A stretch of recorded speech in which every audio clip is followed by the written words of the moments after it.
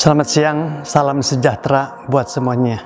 Puji syukur kepada Tuhan, pada siang ini saya juga ingin kembali menyampaikan satu perenungan dalam bentuk video pastoral. Adapun nats firman Tuhan terambil dari Mazmur nomor 31 ayat 10 sampai dengan ayat yang ke-14. Demikian bunyi firman Tuhan. Kasihanilah aku ya Tuhan, sebab aku merasa sesak. Karena sakit hati mengindaplah mataku, meranalah jiwa dan tubuhku. Sebab hidupku habis dalam duka, dan tahun-tahun umurku dalam keluh kesah. Kekuatanku merosot karena sengsaraku, dan tulang-tulangku menjadi lemah.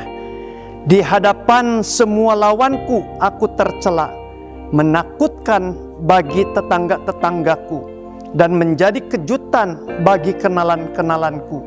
Mereka yang melihat aku di jalan lari daripadaku. Aku telah hilang daripada ingatan seperti orang mati, telah menjadi seperti barang yang pecah.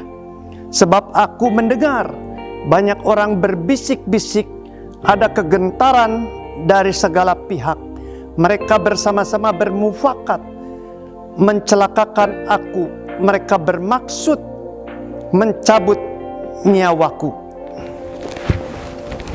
Bapak, Ibu, saudara-saudara kekasih dalam Tuhan, sebagaimana orang-orang pada umumnya, demikian jugalah orang-orang sebagai orang percaya atau anak Tuhan.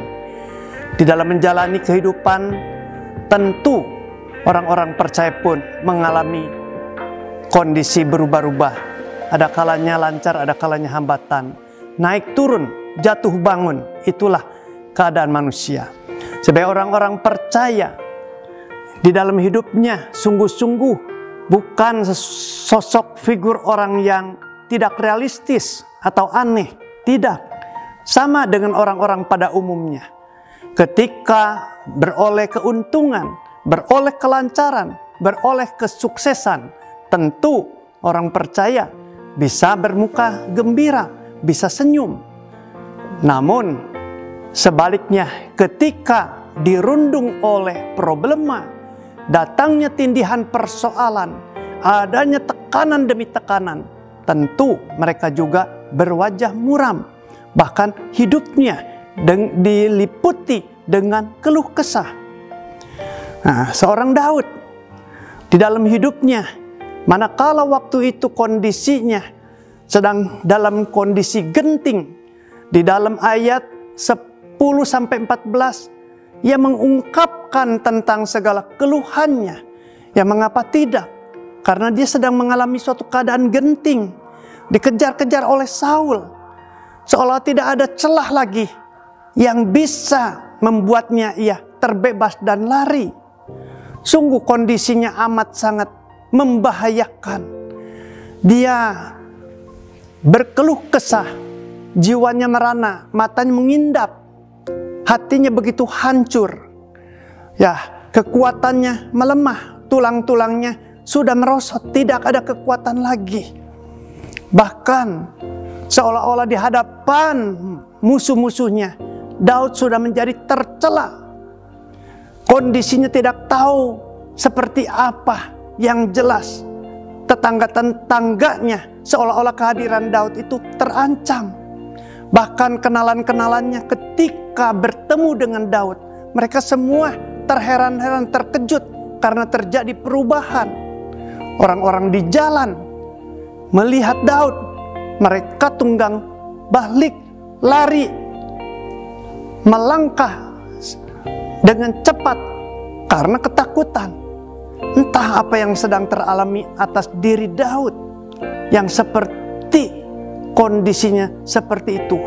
Diibaratkan di dalam ayat 13 katakan, ya tidak ubahnya seperti barang yang pecah.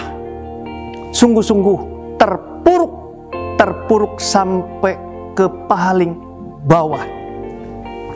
Di dalam kondisi seperti ini, seorang anak Tuhan yaitu Daud, bedanya dengan orang-orang pada umumnya, tidak terpuruk lalu mengambil jalan putus asa, patah arang, lalu mungkin bisa jalan pintas. Daud tidak. Yang membedakan Daud daripada orang-orang pada umumnya, ketika terpuruk sampai kepada kondisi yang paling dalam, paling menyeramkan atau mengerikan, Daud di sana datang menghampiri Tuhan seraya berdoa, Tuhan, dengarkanlah teriak doaku, sendengkanlah telingamu, dan cepatlah bergegaslah beri pertolongan. Bukankah engkau perisai gunung batuku dan benteng keselamatanku? Tolonglah, bantulah. Begitu banyak orang yang silih berganti mau menista, menghimpit akan daku. Di sini Daud menyadari ketika keterpurukan hidup teralami, ketika ketidakberdayaan ia terima, dia tidak pasrah menyerah tanpa ada kejelasannya, melainkan dia tahu ada Tuhan. Tuhan yang hidup, yang selama ini sudah menopang dan telah terbukti memberi pertolongan dan perlindungan sebagai gunung batu, perlindungan, perisai keselamatan yang teruji. Kesanalah Daud meminta. Ya, Daud pernah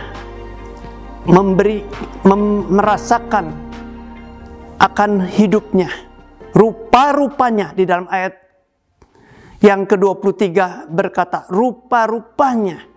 Disinilah akhir dari segalanya. Rupa-rupanya Tuhan sudah tidak peduli lagi kepada sengsaranya. Rupa-rupanya Tuhan sudah meninggalkan akan dirinya sehingga ia tersiksa seperti itu. Tetapi ternyata baru menyadari kasih setia Tuhan tetap berpihak kepada Daud. Kasih setia Tuhan tetap menopangnya.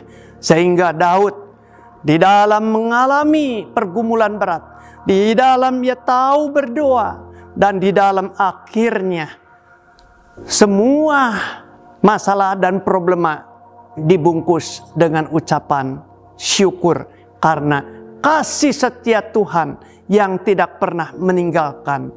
Segala pertolongannya nyata memberikan kepada Daud kemenangan.